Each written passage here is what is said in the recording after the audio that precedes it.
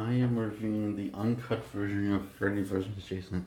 Now, the reason why I'm doing this is I've seen the theatrical version once and cut version many times, and this is the version that pretty much all the people on the internet knows about and talks about. So, with that said, this is the uncut version of Freddy versus Jason. So the movie opens up with Jason, which after Freddy's narration of his plan on coming back, and get Jason to do the dirty work, and because Freddy's not strong enough to come back and do the dirty work himself. So he gets Jason to do it, and he imposes as his mother, who Jason is a mommy's boy, and will do anything his mom says. That's kind of cute. So Jason's isn't really come to aware because his fake mom pointing out that he's been sleeping for years and years. And it's time for him to wake up. And points out that makes this great Boston speech, how he can never die, no matter what people do, he can never die, truly die. He's just been sleeping. You know, he's dead. So she tells him to wake up, and he wakes up from the dead and goes to Elm Street, giving instructions by his mother, who was really Freddy Krueger in disguise. And the film releases it is Freddy Krueger, as it wasn't obvious when his mother told him that go to Elm Street, which is where Freddy Krueger used to be in the past franchises of Elm Street. So he starts killing, and this girl, ex-boyfriend, was framed for his mother's death, even when there was the father that really did it. And she's asked if she really did kill him, and he doesn't answer. He just tells her to take her medicine. And when you just tell someone to take your medicine and actually answer the question, it's not really making you look less guilty, Pops. So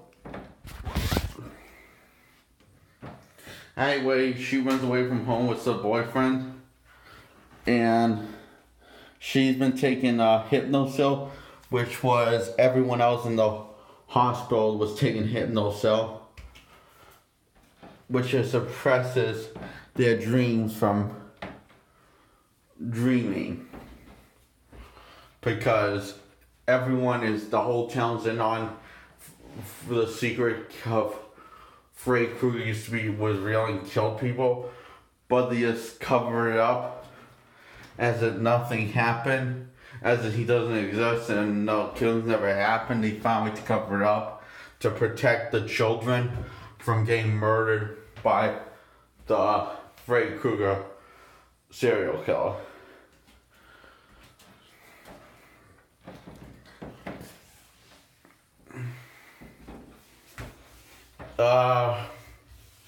The ex-boyfriend's in denial of this when his best friend figures this all out, until Freddy Krueger pays a little visit, because he doesn't really kill him, or I guess this ends up killing him, because he sends a message on his back saying that Freddy's back. And the reason why he sent a message himself saying that Freddy's back, because he is upset with Jason, because he just won't stop killing. Because he won't stop killing till every children on Elm Street is dead. Because when he pulls, because his plan posing as his mother worked too well because he delivers on when you ask him to do stuff. So most because pretty much everyone ends up dying except these two people, which is the ex-boyfriend and the girlfriend that get reunited, and through the reveal that it was Freddy that really was killed his mother, as we've seen as a flashback scene that she enters.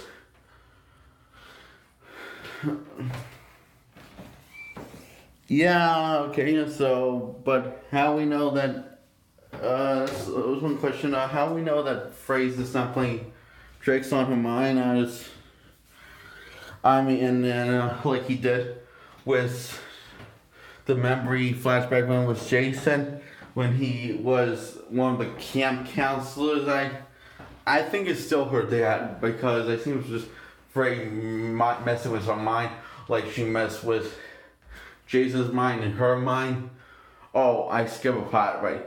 Okay, so the kids have come up with a plan to get Jason and Freddy to fight and bring Freddy out to their world so Jason can face him on his terms, and they want Jason to win because if Freddy wins, things will just go bad. So they bring Jason home to Camp Crystal Lake, and Freddy poses as the one of the friends and says, "Let me handle this." Good. And he says, come to Freddy. And Freddy ingests him with an overdose of Hypnocell, which knocks Jason out, but he ingests him with 2 Hypnocells to get Jason out the way, so he can kill him in his sleep, so he can, gain control again. And Jason finds out that he was just being used by Freddy by finding out that he posed as his mother. Because he's taking what his mother says, how she's saying all these mean things to him, calling him a dumb dog. It's he won't listen. He's like a dumb dog that when your master says you're enough, you just don't stop. Yeah, then he finds out that it's really Freddy that's been behind that's been pulling the strings and controlling Jason, not his mother. So he is pissed.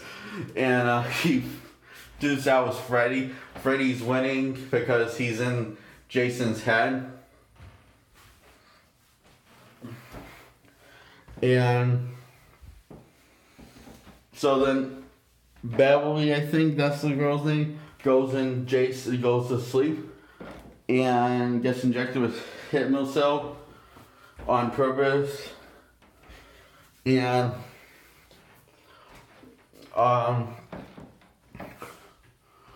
finds out the kid who drowned was drowning in Jason's memory is really Jason, and she freaks out. Holy shit, it's Jason. She freaks out like that. Well, she doesn't use those words. She just freaks out because it's Jason. And yeah, she finds out Jason's secret, why made him so bad, is that no one was watching him when he was getting drowned by the other camp members. So he gets Freddy's attention, and she gets a hold of Freddy, and she wakes up, and Freddy's now in the real world where Camp Crystal Lake is, and the van crashed, and Jason flew out of the van with Freddy. And I also like and there's this part where Freddy is winning and Jason's drowning because he found out what Jason was afraid of, which is the water, because he can't swim.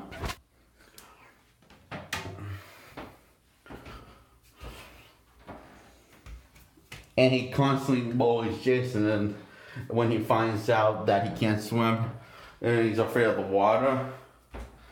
And so when Jason's drowning in the drink, he's also drowning in real life. So this girl has to give him CPR because this kid has asthma. So he doesn't really have the lung power. So